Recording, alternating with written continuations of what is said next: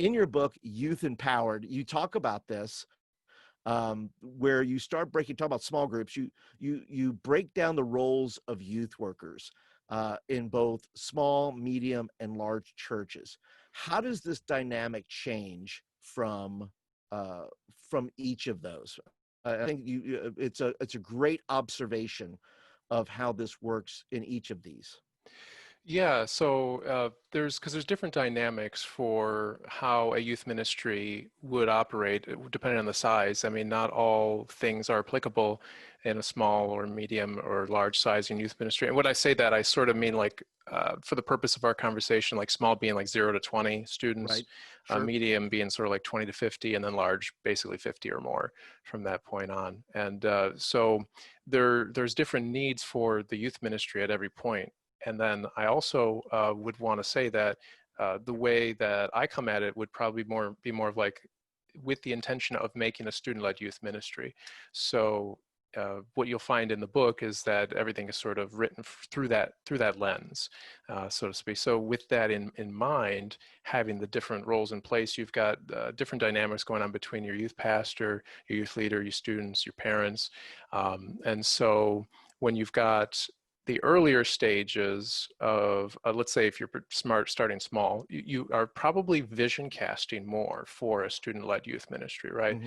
Sure. If you have the goal, and it's an audacious, radical goal in some cases, in some churches, to have students do the majority of the ministry in the youth ministry, then you probably are going to want to vision cast that early on and say to the students, here's what we can do, here's what you can do, here's what, whether it be preaching or leading in worship or praying over the ministry, anything of that sort.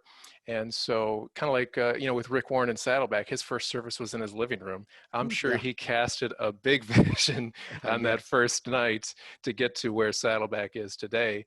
And then of course, as you grow in your size of your ministry, you'll maybe take a little, not that you'll never stop vision casting, we always vision cast, but you probably start to migrate more into the administrative or structural sort of strategy of Mm-hmm. having a student-led youth ministry, and where do you place people to take care of a certain opportunity that fits their spiritual giftings.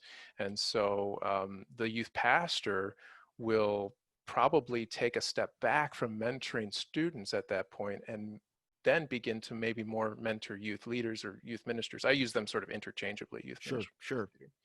And so that way, because there's always this misconception, right, that the youth pastor has to do everything. And that's just not, it's not right. It's not healthy, really. It causes burnout. Exactly. And we all know, you've spoken on it, the burnout of youth pastors. Yep. It's not exactly what we want to have. So when we have this misconception, it's sort of like adult church, right? The head pastor doesn't do that in the adult church, right? He doesn't individually mentor every single person in the church. Right. He'll have hidden ministry leaders who then go forth and mentor the others. And so what we do that is, as your youth ministry grows, you'll have that sort of same structure.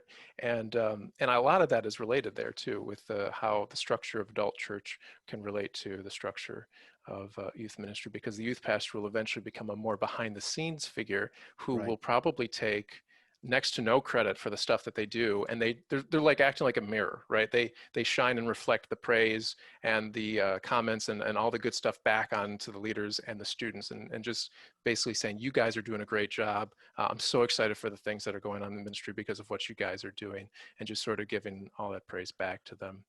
And also to respect their spiritual giftings as well helps with that. Yeah. Sure. And that image of mirroring, there's so many guys who do youth ministry alone, Yeah. or they have taken it all upon them to do that. The problem with that is, as you've alluded to there, is that the youth pastor then has to judge himself, Yeah. has to then gather all the praise for himself to validate the job that he's doing. Yeah.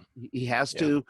to then take comments, criticisms. He has to, it all comes to him, and then he has to then identify, that he gets his identity from. Am I doing a good job from those around him, versus what you're saying, that in the model, whether it's small, medium, or large, he then starts, or she starts to then pass on those things, and rather than try to gather up, his identity, his or her identity in the work they're doing, he or she is mirroring the work that others are doing.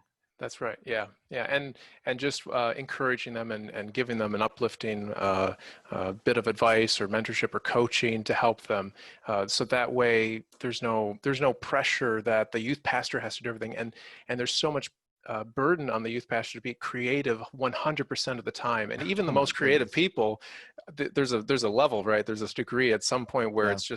it's enough. Now, I'm less creative. That's my personality. So I in my role when I was a youth pastor, I really needed the assistance of other people who were more creative than me to sort of be that spark of interest for the students and the other leaders. And I gave them the platform to do that. Yeah.